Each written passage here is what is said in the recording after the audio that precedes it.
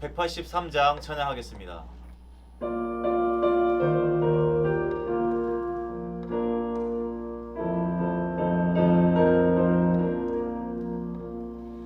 빈들의 마른 풀같이 시들은 나의 영혼, 주님이 약속한 성령 간절히 기다리네. 가물음의 마른 땅에 단비를 내리시듯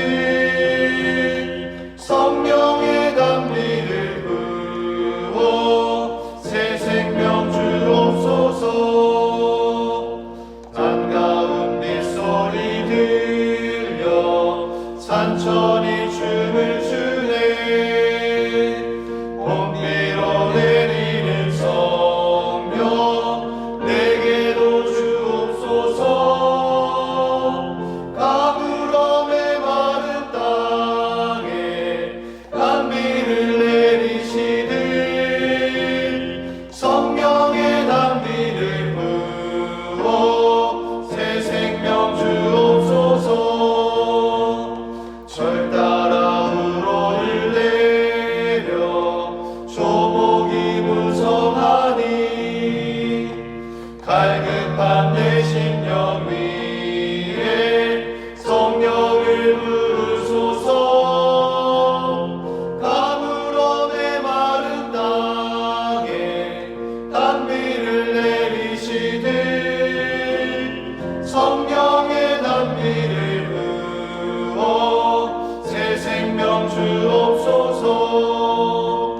참되신 사랑의 언약 어딜 수 있사오랴. 오늘의 흡족한 은혜 주실 줄 믿습니다.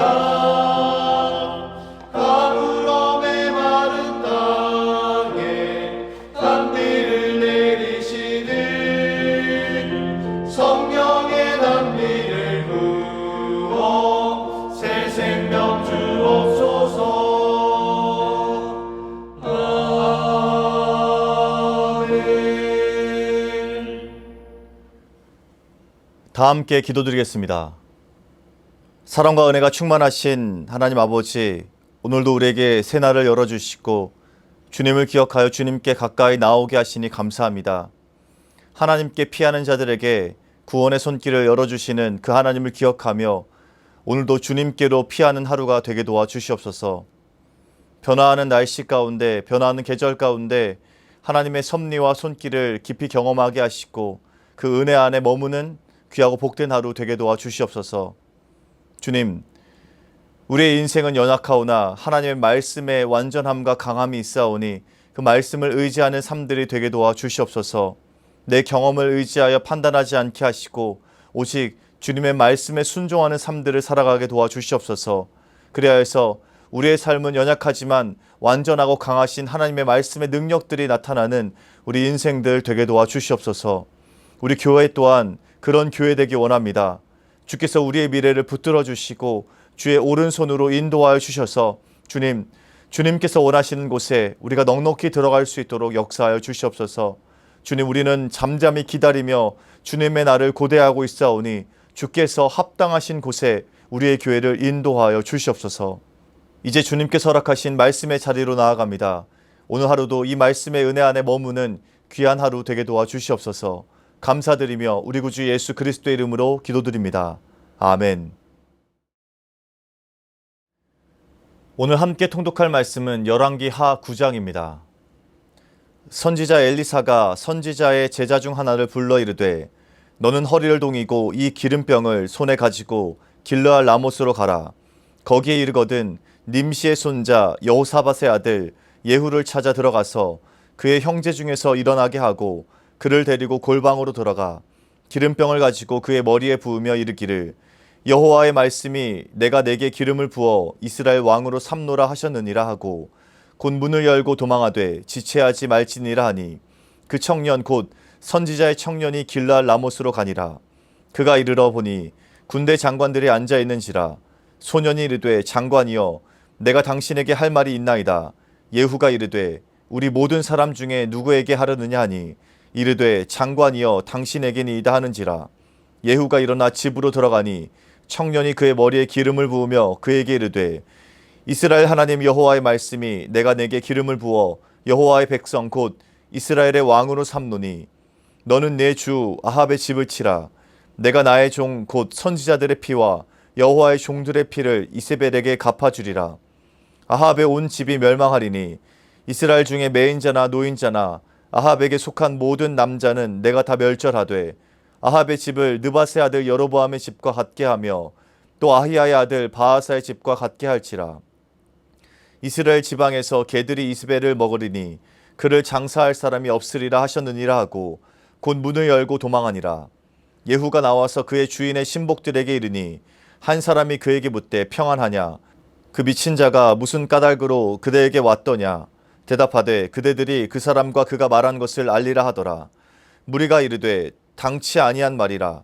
청하건대 그대는 우리에게 이르라 하니 대답하되 그가 이리이리 내게 말하여 이르기를 여호와의 말씀이 내가 내게 기름을 부어 이스라엘 왕으로 삼는다 하셨다 하더라 하는지라.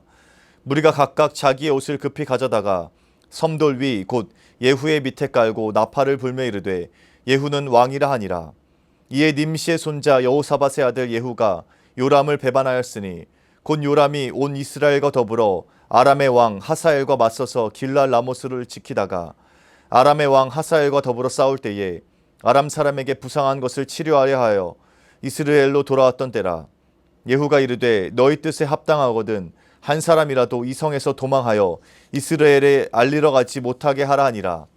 예후가 병거를 타고 이스라엘로 가니 요람 왕이 거기에 누워 있었음이라. 유다의 왕 아하시아는 요람을 보러 내려왔더라. 이스라엘 망대에 파수꾼 하나가 서 있더니 예후의 무리가 오는 것을 보고 이르되 내가 한 무리를 보나이다 하니 요람이 이르되 한 사람을 말에 태워 보내어 맞이하여 평안하냐 묻게 하라 하는지라.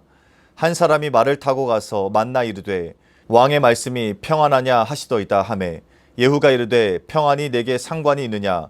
내 뒤로 물러나라 하니라. 파수꾼이 전하여 이르되 사자가 그들에게 갔으나 돌아오지 아니하나이다 하는지라. 다시 한 사람을 말에 태워 보내었더니 그들에게 가서 이르되 왕의 말씀이 평안하냐 하시더이다 하매 예후가 이르되 평안이 내게 상관이 있느냐 내 뒤를 따르라 하더라. 파수꾼이 또 전하여 이르되 그도 그들에게까지 갔으나 돌아오지 아니하고 그 병거 모는 것이 님시의 손자 예후가 모는 것 같이 미치게 모나이다 하니 요람이 이르되 메우라 하매 그의 병거를 메운지라. 이스라엘 왕 요람과 유다 왕 아하시아가 각각 그의 병거를 타고 가서 예후를 맞을새 이스라엘 사람 나봇의 토지에서 만나매 요람이 예후를 보고 이르되 예후야 평안하냐 하니 대답하되 내 어머니 이세벨의 음행과 술수가 이렇게 많으니 어찌 평안이 있으랴 하더라. 요람이 곧 손을 돌이켜 도망하며 아하시아에게 이르되 아하시아여 반역이로다 하니 예후가 힘을 다하여 활을 당겨 요람의 두 팔 사이를 쏘니 화살이 그의 염통을 꿰뚫고 나오매 그가 병거 가운데 엎드러진지라. 예후가 그의 장관 빛갈에게 이르되 그 시체를 가져다가 이스라엘 사람 나봇의 밭에 던지라. 내가 기억하려니와 이전에 너와 내가 함께 타고 그의 아버지 아합을 쫓았을 때에 여호와께서 이같이 그의 일을 예언하셨느니라. 여호와께서 말씀하시기를 내가 어제 나봇의 피와 그의 아들들의 피를 분명히 보았노라. 여호와께서 또 말씀하시기를 이 토지에서 내게 갚으리라 하셨으니 그런즉 여호와의 말씀대로 그의 시체를 가져다가 이 밭에 던질지니라 하는지라. 유다의 왕 아하시아가 이를 보고 정원의 정작길로 도망하니 예후가 그 뒤를 쫓아가며 이르되 그도 병거 가운데서 죽이라 하매 이블라함 가까운 구르비탈에서 치니 그가 무기토까지 도망하여 거기서 죽은지라. 그의 신복들이 그를 병거에 싣고 예루살렘에 이르러 다윗성에서 그들의 조상들과 함께 그의 묘실에 장사하니라. 아합의 아들 요람의 제11년에 아하시아가 유다 왕이 되었었더라. 예후가 이스라엘에 오니 이세벨이 듣고 눈을 그리고 머리를 꾸미고 창에서 바라보다가 예후가 문에 들어오매 이르되 주인을 죽인 너 시므리여 평안하냐 하니 예후가 얼굴을 들어 창을 향하고 이르되 내 편이 될 자가 누구냐 하니 두어 내시가 예후를 내다보는지라.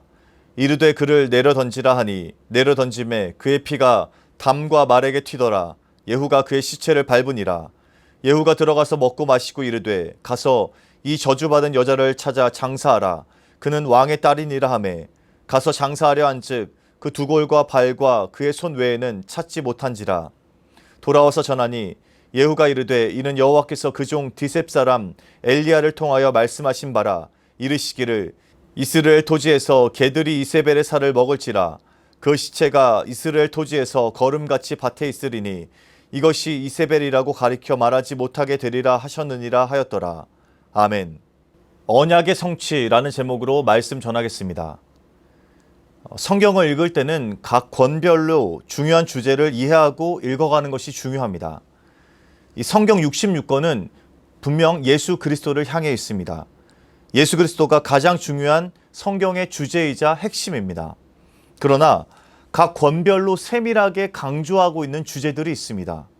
모든 성경은 예수 그리스도를 가리키고 있지만 각 권마다 조금씩 다른 내용을 담고 있는 겁니다. 그래서 그 각 권이 강조하고 있는 내용을 파악하는 것이 무척 중요합니다. 우리는 이 새벽에 열왕기를 읽어가고 있습니다.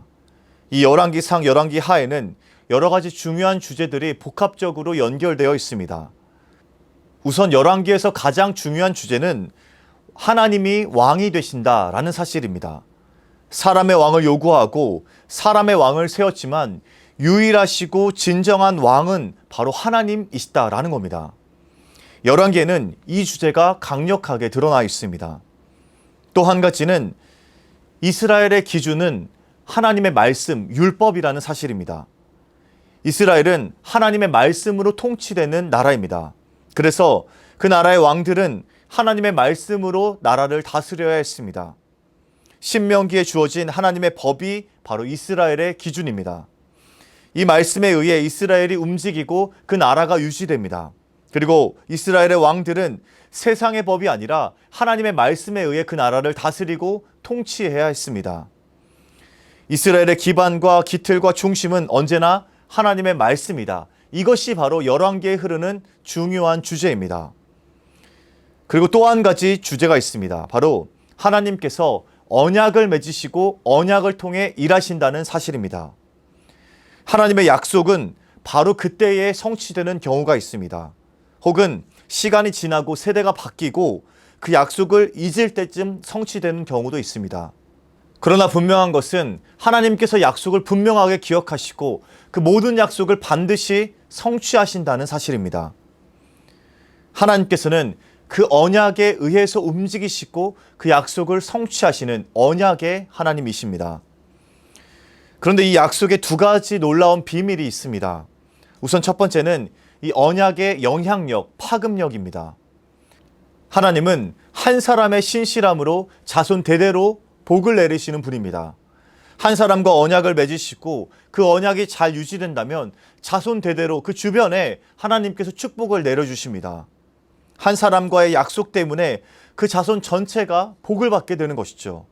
이것이 바로 언약이 가지고 있는 영향력, 파급력입니다. 하나님과 아브라함의 언약으로 인해서 이스라엘 민족 전체가 가나안 땅에 들어갈 수 있게 되었습니다. 그리고 다윗을 통해 이스라엘의 그 축복들이 이어지고 그 왕조가 이어지게 되었습니다. 이 언약들은 한 사람과 맺은 언약이었지만 아브라함과 다윗에게만 적용되는 언약이 아니었습니다. 그 자손과 민족이 그 축복을 모두 받게 되었습니다. 이것이 바로 하나님이 주시는 언약의 영향력, 파급력입니다. 그리고 또 한 가지 이 언약의 중요한 속성이 있습니다. 하나님은 한 번 선언하신 약속은 그 약속이 설사 심판의 약속이다 할지라도 반드시 지키고 이루신다는 사실입니다. 아무리 오랜 세월이 지나도 그 언약이 끝내 반드시 지켜집니다. 언약의 이 속성이 오늘 말씀에 잘 나타나 있습니다. 오늘 말씀은 하나님의 언약이 성취되는 말씀입니다. 그렇다면 이 언약이 처음 선포된 말씀이 먼저 있었겠지요. 하나님께서 엘리야 시절에 아합에게 선포한 말씀이 있었습니다. 열왕기상 21장 21절에서 24절 말씀입니다. 여호와의 말씀이 내가 재앙을 내게 내려 너를 쓸어버리되 내게 속한 남자는 이스라엘 가운데 매인자나 노인자를 다 멸할 것이요 또 내 집이 느바세 아들 여로보암의 집처럼 되게 하고 아이야의 아들 바하사의 집처럼 되게 하리니 이는 내가 나를 노하게 하고 이스라엘이 범죄하게 한 까닭이니라 하셨고 이스벨에게 대하여도 여호와께서 말씀하여 이르시되 개들이 이스라엘 성읍 곁에서 이스벨을 먹을지라. 아합에게 속한 자로서 성읍에서 죽은 자는 개들이 먹고 들에서 죽은 자는 공중의 새가 먹으리라고 하셨느니라 하니, 하나님께서 아합의 가문에 심판을 내리시겠다고 작정하셨습니다. 이제 더 이상 아합의 죄악을 보고만 계실 수 없었습니다. 그래서 아합의 가문을 쓸어버리시고 아합 대신에 이제 이스라엘의 새로운 왕을 세우시겠다고 약속하셨습니다. 그렇게 하시겠다고 약속하시고 선포하셨습니다. 그리고 이 심판의 말씀이 선포된 후에 시간이 조금 흘렀습니다. 엘리야의 시대가 가고 이제 엘리사의 시대가 되었습니다. 어쩌면 사람들은 이 약속을 다들 잊고 지냈는지 모릅니다. 아합도 하나님을 잊고 더 극심한 죄악의 길로 걸어갔습니다. 나와는 상관없는 말씀이라 생각하고 살았을 겁니다. 그런데 한 분 하나님은 잊지 않으셨습니다. 하나님께서는 한 말씀도 그저 이유 없이 하시는 분이 아닙니다. 그렇기에 아합의 심판 또한 분명하게 기억하고 계셨습니다. 그냥 하신 말이 아니었고 그냥 내뱉은 말씀이 아니었습니다. 반드시 아합의 가문을 심판하겠다 말씀하셨고 그 약속을 이루시기로 작정하셨습니다. 그리고 하나님의 시간이 채워졌고 오늘 그 심판의 말씀이 이루어지게 됩니다. 이제 하나님의 심판을 위한 준비가 시작됩니다. 하나님께서는 언약을 이행하시기 위해서 예후를 왕으로 세우시고 예후를 통해서 약속을 성취하시기 위해 준비하십니다. 이 일을 위해서 엘리사는 자신의 제자를 부르고 한 가지 명령을 전달합니다. 예후를 은밀히 만나 머리에 기름을 부으라는 명령입니다. 오늘 본문 3절 말씀입니다.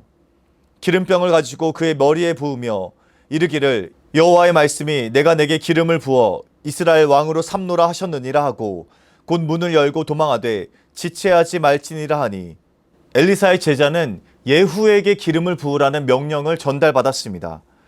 머리에 기름을 부으는 것이 어떤 뜻입니까? 하나님께서 그 사람을 왕으로 세우겠다는 뜻입니다. 이제 예후가 이스라엘의 왕이 될 것입니다. 그런데 문제가 한 가지 있었습니다. 아직 아합이 왕으로 있고 아합이 건재하다라는 겁니다. 그래서 엘리사는 제자에게 추가 사항도 전달합니다. 예후에게 기름을 부은 뒤에 지체하지 말고 그곳을 빠져나오라고 지시합니다. 자칫하면 영모에 가담한 죄로 목숨을 잃을 수도 있었기 때문입니다. 엘리사의 제자는 그렇게 명령을 받고 길르앗 라모스로 나아갑니다. 그리고 예후를 밀실로 불러내어서 맡은 사명을 수행합니다. 예후는 이제 하나님으로부터 기름 부음 받았습니다. 이제 예후는 무엇을 해야 할까요? 오늘 본문 6절 7절 말씀입니다. 예후가 일어나 집으로 들어가니 청년이 그의 머리에 기름을 부으며 그에게 이르되 이스라엘 하나님 여호와의 말씀이 내가 내게 기름을 부어 여호와의 백성 곧 이스라엘의 왕으로 삼노니 너는 내 주 아합의 집을 치라. 내가 나의 종 곧 선지자의 피와 여호와의 종들의 피를 이세벨에게 갚아 주리라. 예후가 기름 부음 받은 이유는 단 한 가지입니다. 아합의 집을 치는 일이었습니다. 아합은 하나님이 보내신 선지자들의 피를 흘렸습니다. 그리고 하나님께서 보내신 종들의 피를 흘리게 했습니다. 예후는 그 피를 이세벨에게 갚기 위해서 기름 부음을 받은 겁니다. 아합의 집을 치기 위해서 기름 부음을 받고 왕으로 세워졌습니다. 예후는 자신이 어떤 일을 해야 하는지 분명히 알고 있었습니다. 하나님의 언약을 성취하기 위해서 기름 부음을 받았다는 것을 깨닫고 있었습니다. 그래서 예후는 아합과 이세벨에게 나아가서 하나님이 말씀하신 그 심판의 언약을 정확하게 성취합니다. 오늘 본문 36절 37절 말씀입니다. 돌아와서 전하니 예후가 이르되 이는 여호와께서 그 종 디셉 사람 엘리야를 통하여 말씀하신 바라. 이르시기를 이스라엘 토지에서 개들이 이세벨의 살을 먹을지라. 그 시체가 이스라엘 토지에서 거름같이 밭에 있으리니 이것이 이세벨이라 가르쳐 말하지 못하게 되리라 하셨느니라 하였더라. 예후는 이제 아합과 이세벨에게 하나님의 심판을 내립니다. 사람의 눈으로 보았을 때에는 이 사건을 예후의 쿠데타로 볼 수 있습니다. 예후가 아합을 무너뜨리고 왕위를 차지하기 위해 반란을 일으킨 것처럼 보입니다. 그러나 하나님 입장에서는 하나님께서 말씀하신 그 언약을 이루시는 일이었습니다. 심판의 언약을 완성하시는 과정이었습니다. 심판의 언약을 이루시기 위해서 예후를 세우셨고 그렇게 아합의 집을 치고 이세벨에게 심판을 내리셨습니다. 우리는 오늘 말씀을 통해 분명하게 기억해야 합니다. 하나님은 철저하게 말씀과 언약에 의해서 움직이시는 분입니다. 그리고 선포하신 말씀은 분명하게 반드시 이루어집니다. 심판의 약속 또한 예외 없이 반드시 이루어집니다. 우리는 이 사실을 분명하게 기억해야 합니다. 그렇기에 우리의 믿음은 약속하신 말씀을 이루시는 그 하나님을 붙드는 믿음이 되어야 합니다. 주님의 약속만이 흔들리지 않고 깨어지지 않고 영원합니다. 풀은 마르고 꽃은 시드나 우리 하나님의 말씀은 영원히 서리라 하라. 반드시 언약이 이뤄진다는 이 사실만이 우리에게 희망이고 소망이고 우리가 붙들어야 되는 믿음의 근원입니다. 오늘 하루도 그 약속의 말씀 위에 굳게 서는 저와 여러분 되시기 바랍니다. 주님의 말씀만이 영원토록 변함없으시고 우리가 살아갈 수 있는 유일한 소망이 됩니다. 그렇게 오늘 하루 주님의 약속을 붙들며 걸어가시는 저와 여러분 되시길 주님의 이름으로 축복합니다. 사랑의 하나님, 오늘 말씀을 통해 하나님의 언약의 중요성을 다시 한번 깨닫게 하시니 감사합니다. 하나님은 언약과 말씀에 의해 움직이시는 분이고 심판의 언약 또한 반드시 이루신다는 그 사실을 확인하였습니다. 주님, 우리의 삶이 그 하나님의 언약에 의지하여 살아가는 삶이 되게 도와주시옵소서. 그 언약의 말씀을 붙들고 그것을 의지하며 기도하고 우리의 삶을 그 위에 세워갈 수 있도록 주님 역사하여 주시옵소서. 연하여 주님 가르치신 기도를 드리오니 하늘에 계신 우리 아버지, 아버지의 이름을 거룩하게 하시며 아버지의 나라가 오게 하시며 아버지의 뜻이 하늘에서와 같이 땅에서도 이루어지게 하소서. 오늘 우리에게 일용할 양식을 주시고 우리가 우리에게 잘못한 사람을 용서하여 준 것 같이 우리 죄를 용서하여 주시고 우리를 시험에 빠지지 않게 하시고 악에서 구하소서. 나라와 권능과 영광이 영원히 아버지의 것입니다. 아멘.